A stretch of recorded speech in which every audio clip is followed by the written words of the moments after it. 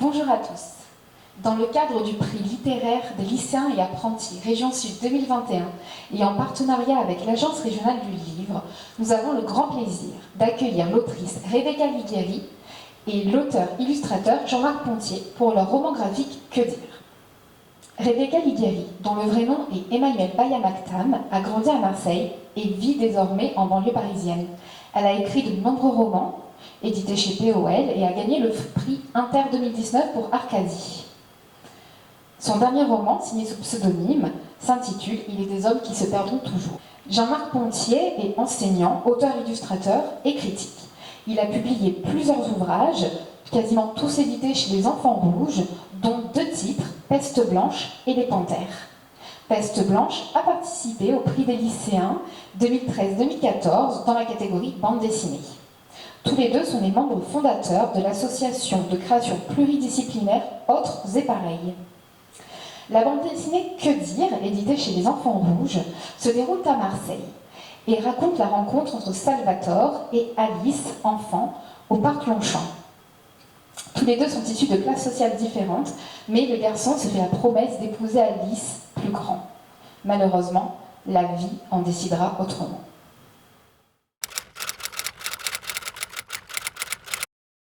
À l'origine de Que dire, il y a une commande, un éditeur des éditions de l'Asphalte qui me demande à moi et à d'autres auteurs d'écrire une nouvelle noire sur un quartier de Marseille. À charge pour lui de faire en sorte que les auteurs parlent de quartiers différents, et moi évidemment, le seul quartier sur lequel j'avais envie d'écrire, c'était le mien, celui dans lequel j'ai grandi, pour aller très vite, Longchamp, les 5 avenues, les Chartreux, et donc du coup j'ai ancré le récit dans ce quartier et autour de ce quartier. Et ensuite, quelques années plus tard, j'ai proposé à Jean-Marc d'illustrer le texte. Et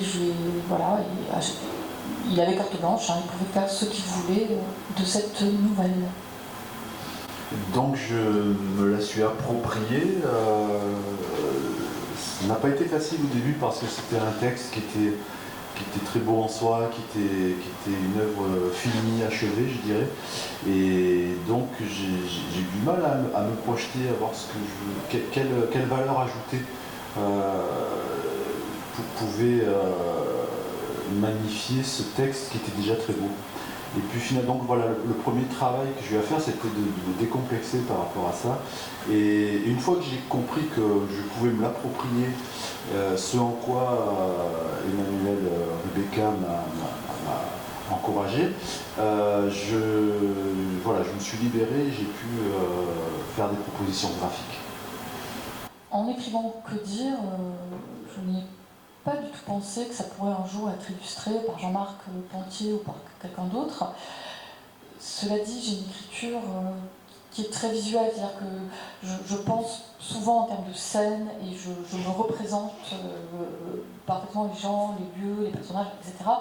Donc j'ai toujours pensé que de toute façon, ce que j'écrivais pouvait très facilement être mis en image, que ce soit en BD, roman graphique ou film ou série.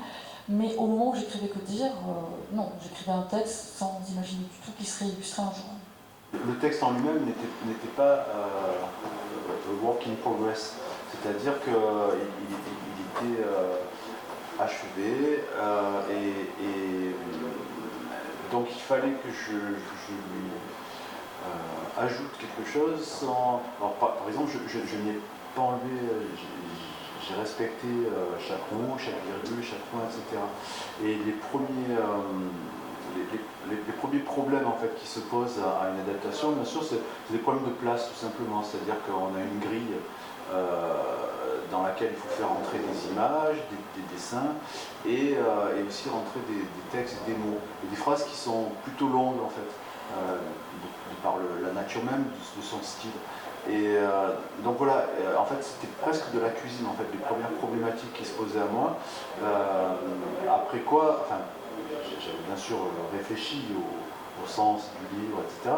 Mais finalement, ce sont plutôt les problèmes matériels qui m'ont aidé à avancer.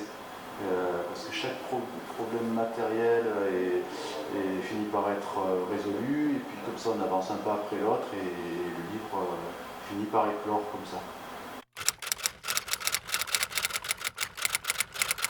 Moi, c'est ma ville natale, à Marseille. J'y suis née, j'y ai vécu 23 ans, et c'est la seule ville dont je puisse dire que j'ai une connaissance intime, sans connaître tout Marseille, hein, loin de là. Mais le centre-ville de Marseille, le port, les arrondissements qui sont comme ça, ouais, le centre-ville, je les connais très bien. Ce qui fait que souvent, finalement, c'est là que j'inscris une fiction. Alors, Marseille peut être plus ou moins centrale suivant les livres, mais voilà, j'y inscris souvent mes trajectoires romanesques. Alors, je sais que c'est une ville qui, par ailleurs, effectivement, inspire. C'est aussi une ville qui peut susciter le rejet et la répulsion. Moi, je connais beaucoup de gens qui n'aiment pas Marseille, qui ont peur de Marseille. Mais en ce qui me concerne, c'est presque naturellement que j'y situe mes intrigues. Et tu disais très justement la dernière fois ici même au forum que finalement c'était le personnage central de Que dire, on peut dire ça aussi sur d'autres livres, dont les miens aussi, c'était Marseille, quoi. C'était un personnage à part entière. C'est vrai, si je peux me permettre une parenthèse, dans Peste Blanche, qui se passe aussi à Marseille, de mes anciens livres, sur la couverture, on voit que dans le personnage, il y a un plan, j'ai inséré un plan même du port de Marseille, de tout le quartier portuaire de Marseille, pour montrer combien le personnage faisait un avec la ville, quoi. Il y a une sorte de consubstantation entre le personnage et la ville, et voilà. Après, sur Que dire plus généralement, je trouve que Marseille, pour un peintre, un dessinateur, il y en a eu beaucoup, hein, de Marquet, Amélique, en passant par des artistes paysagistes de tout poil, qui se sont inspirés de Marseille. C'est une ville pittoresque dans le sens premier du terme. Et pourtant, les quartiers où se situe Que dire, justement, ce ne sont pas des quartiers très pittoresques, ce ne sont pas des quartiers qui font très méridionaux, marseillais. On ne voit pas la mer, il me semble, dans Que dire. Hein. Le premier arrondissement, le 4e arrondissement, sont vraiment des quartiers finalement qui ne sont pas marqués du sceau de Marseille et qui pourtant sont très marseillais. Mais moi, j'aime bien justement ce côté étrange du Palais Longchamp, cette espèce de gros pavés, de gros gâteaux posés comme ça au centre de Marseille, avec toutes ces fontaines, cette verdure. On est très loin finalement du côté aride du paysage des Bouches-du-Rhône, hein, finalement. Donc il y a un côté presque incongru, moi je trouve, dans le Palais Longchamp, dans Marseille. Enfin, alors moi j'y suis allée, je pense, oui, toute mon enfance, avec ma mère et mes frères et sœurs. Et puis, comme plein d'autres enfants, on allait au parc, quoi. Et puis à l'adolescence, ça a complètement changé, j'y suis allée seule, et je n'y allais plus 2 jours, j'y allais 2 nuits, en faisant comme Salvatore, hein, en passant par la place Henri Dunant, enfin on avait nos passages. Et là, c'était un lieu qui devenait complètement interlope, c'était un lieu où il n'y avait que des ados, des SDF, des toxicos, donc c'était le Palais Longchamp de nuit que je ne pouvais pas imaginer quand j'y venais enfant, en suivant la poussette de mes frères et sœurs. Et voilà, chaque âge finalement son Palais Longchamp, donc c'était devenu un lieu plus inquiétant, plus aventureux. Je me rappelle avoir escaladé, il y a un paratonnerre en fait, et je me rappelle l'avoir escaladé pour lui mettre un drapeau qui a tenu 24 heures. Moi j'habitais plus loin, donc j'ai souvenir quand même, parce qu'il ne faut pas oublier que c'était un zoo avant. Ouais. Enfin, en tout cas il y avait un zoo dans le parc du Palais Longchamp. J'ai souvenir, étant enfant, d'avoir vu des animaux en cage, qui sont toujours d'ailleurs mais sous forme de sculptures colorées.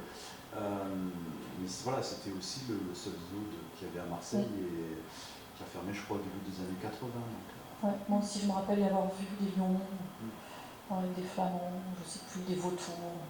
C'était un peu minable comme zoo. oui, j'allais dire, c'est bien qu'ils aient fermé. Ouais.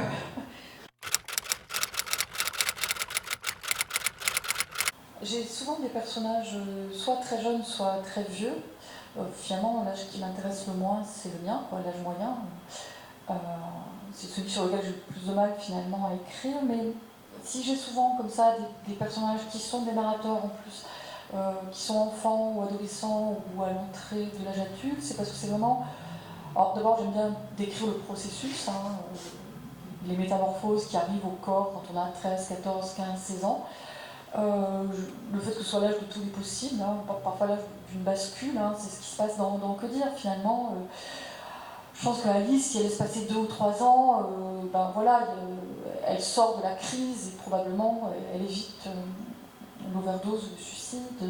C'est vraiment un âge, l'âge de tous les possibles, un âge dangereux, un âge de fragilité, un âge d'intensité. C'est un âge aussi où on a souvent une forme de radicalité, d'acuité, un esprit critique qui s'émousse un peu, il me semble, après en vieillissant. Donc c'est vrai qu'avoir des personnages jeunes, ados, ça me permet souvent de leur faire tenir des discours très enragés, très militants, très radicaux, et parfois de très mauvaise foi d'ailleurs, mais voilà, avec une acuité, une intensité qui se perd ou qui s'érode après.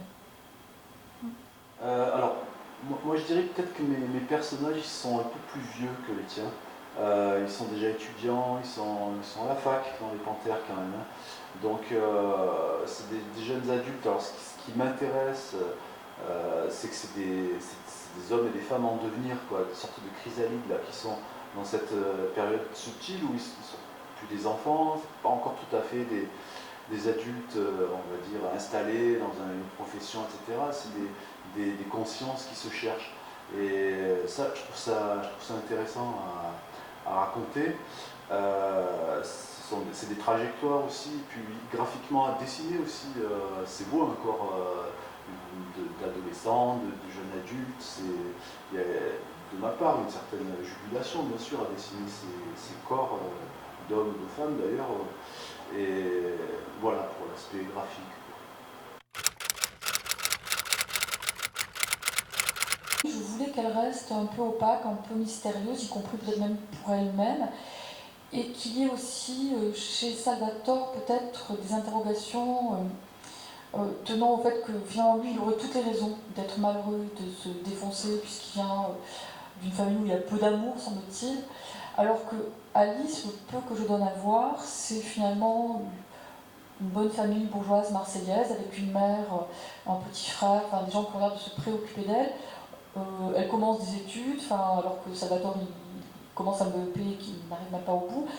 Il y en a un qui a tout finalement pour mal tourner et l'autre au contraire. Et finalement c'est un peu l'inverse qui se produit. Donc je voulais qu'il y ait cette opacité, ce mystère autour d'Alice. Et peut-être chez Salvatore une forme même de ressentiment, qui puisse se dire mais elle a tout pour être heureuse, pourquoi est-ce qu'elle se saborde comme elle le fait? Mais c'était important pour moi de préserver un mystère autour d'Alice. Le fait aussi que ce soit Salvatore qui endosse la narration fait que forcément on sait plus de choses aussi sur Salvatore que sur Alice. Salvatore il est spectateur finalement de son amour pour elle, de ce qu'il est, donc on a plus d'informations sur lui, sur ce qu'il est, sur ce qu'il aime, alors qu'effectivement Alice tu la maintiens dans cette opacité comme tu dis, parce que finalement le titre c'est Que dire, mais elle ne dit pas grand chose. Ce qui est plus difficile à dessiner, c'est finalement une atmosphère, une impression que dégage le personnage, qui est un personnage qui a une très tourmenté, qui est drogué, donc qui subit des apports exogènes extrêmement nocifs. Donc c'était surtout ça qui graphiquement m'a posé problème, parce que dessiner un visage, un beau visage, tout ça, voilà, ça se fait avec des modèles, avec des... en revanche, dessiner un personnage qui souffre, qui ne sait pas trop ce qu'elle veut, ça c'est un peu plus difficile. Et par exemple, je voulais marquer le fait qu'elle était différente quand elle était sous l'emprise de la drogue que quand elle était à jeun. Et c'est quelque chose qui s'est fait relativement tardivement dans le processus du livre. À certains moments, vous vous souvenez qu'elle a des traits qui lui traversent le visage. Et parce que je voulais marquer physiquement cette présence de la drogue en elle, comme si ça transparaissait sur sa peau. Et donc d'abord je l'ai assombri, puis après j'ai mis ces traits un peu verticaux, et j'ai décliné ça sur une page avec le même portrait finalement en 6 vignettes, et ces traits qui envahissent progressivement son visage. Elle est assez énigmatique, cette place du tarot dans l'histoire, parce que finalement, moi je crois pas à la divination, je ne me fais jamais tirer des cartes, je joue plus au tarot depuis très longtemps, et je suis tombée sur cette carte il y a quelques années, je l'ai trouvée très belle et finalement très inspirante, mais voilà, j'imaginais pas qu'elle prendrait cette importance dans le récit, mais elle a quand même été mon point de départ, mais pour des aspects finalement très visuels. C'est la marque du destin, on dira. Hein. C'est à partir de cette carte du tarot, l'arcane 16, que tout s'accomplit, hein, et qui se résout à la fin finalement quand il finit par la déchirer. Oui, alors ça permettait de toute façon d'inscrire le récit sous l'angle de la tragédie, ce qui était de toute façon une volonté très forte de ma part. Alors, est-ce que tout est écrit? Est-ce que vraiment c'est le destin? Je ne sais pas, mais en tout cas, qu'on ait cette impression-là, qu'il va y avoir quelque chose de sombre, de tragique, qui va se jouer dans le récit, et qu'on le sache dès le début, ça c'était très important. Et graphiquement, c'était aussi parce que moi, pareil, je connais rien au tarot marseillais, et du coup, j'ai dû me documenter, et cette carte, elle est très belle. Ça représente donc une tour de laquelle tombe un personnage, et donc ça symbolise la mort. C'est l'arcane 16, et du coup, je me suis amusé dans tout le livre de ponctuer l'histoire de ce chiffre 16 qui revient. Parce que si on est un peu vigilant, on se rend compte, alors que c'est aucunement écrit dans le scénario, en fait, hein, dans le texte initial, si on voit Salvatore, il habite au numéro 16. Donc j'ai mis cette plaque 16 à cet endroit-là. C'est à la page 16, alors ça c'est un peu le hasard, parce que ça on ne maîtrise pas trop, hein, au niveau de l'édition, de l'impression. C'est à la page 16 qu'il décide que Alice sera la femme de sa vie.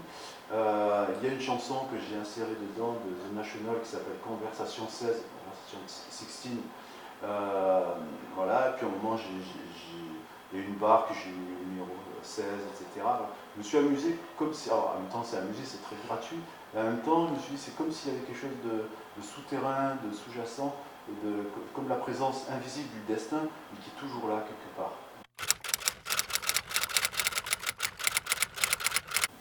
Je dirais que la tragédie vient du silence, finalement, du fait que ni l'un ni l'autre ne trouvent que dire. Salvatore ne trouve pas les mots qui sauveraient Alice ne trouve pas les mots qui expliqueraient à Salvatore peut-être pourquoi il va si mal. Aucun ne dit à l'autre ce qu'il ressent pour l'autre. Alors est-ce que c'est évidemment de l'amour concernant Salvatore? Est-ce que ça en est chez Alice? On ne sait pas trop. En tout cas, il y a vraiment cette idée qu'il y a une impossibilité de parler, une espèce de communication qui n'advient pas. Hein. Quand j'étais ado à Marseille, je ne sais pas ce qu'il en est aujourd'hui, les drogues douces et les drogues dures étaient extrêmement faciles à trouver. Enfin, on savait très bien à qui s'adresser pour en avoir. Et ça circulait, et c'était des drogues de très bonne qualité. Et alors, l'héroïne circulait, je sais qu'elle est beaucoup moins à la mode aujourd'hui. Ça donne un petit côté vintage finalement à que dire, hein, parce que, je répète, hein, l'héros aujourd'hui est beaucoup moins à la mode, que quand j'avais 15, 16, 17 ans. Et bon, c'est un thème qui m'intéresse, hein, que je creuse un peu de livre en livre. Et là, c'est ce qui fait le tragique du récit, hein, avec d'un côté finalement quelqu'un qui connaît bien cette drogue, qui la vend, mais qui n'en est pas usagé, et de l'autre quelqu'un qui a priori n'a pas besoin d'y toucher et qui sombre.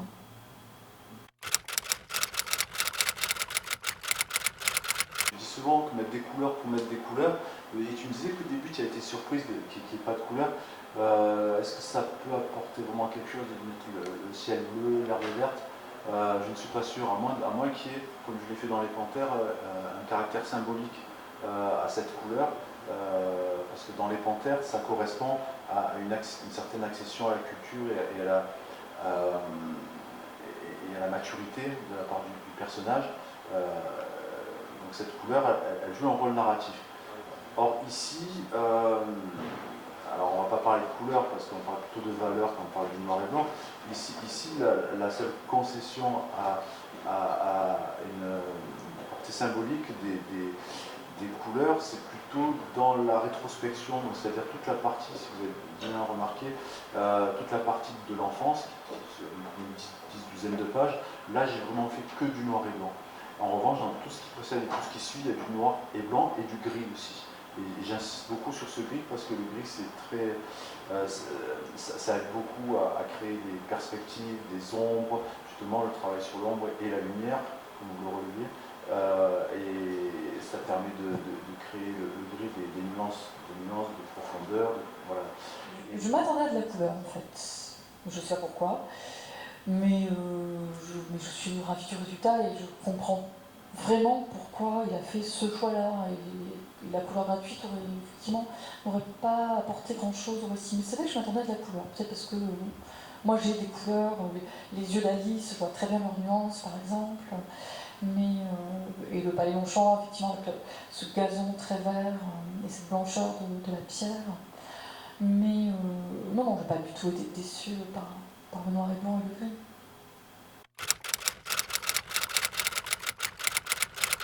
Du côté des peintres, je dirais que j'admire, des peintres, plutôt des peintres expressionnistes, des peintres, même des peintres plus locaux comme Chabot, des gens comme ça. Voilà, dans le domaine de la bande dessinée, j'aime des choses très différentes comme David B ou Nicolas de Crécy, même si c'est des univers graphiques très différents, mais ce sont des auteurs qui ont vraiment mis, qui ont tout envoyé valser, qui ont créé ce qu'on appelle maintenant la nouvelle bande dessinée et qui ont vraiment fait avancer les choses, quoi. Mais c'est vrai qu'en premier lieu, Baudouin, c'est quelqu'un que j'admire.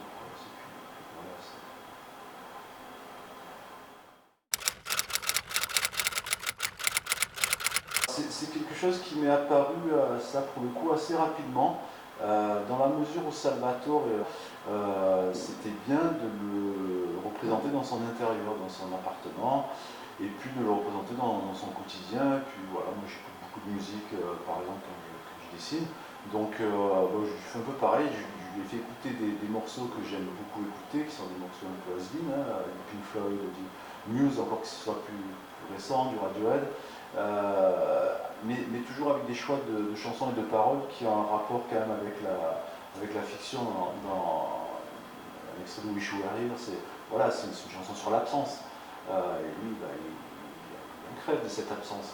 Donc voilà, oui, c'est un choix qui m'est personnel, que Rebecca a validé, mais qui me paraissait rajouter une petite touche un petit supplément. C'est bon, du coup on le connaît mieux.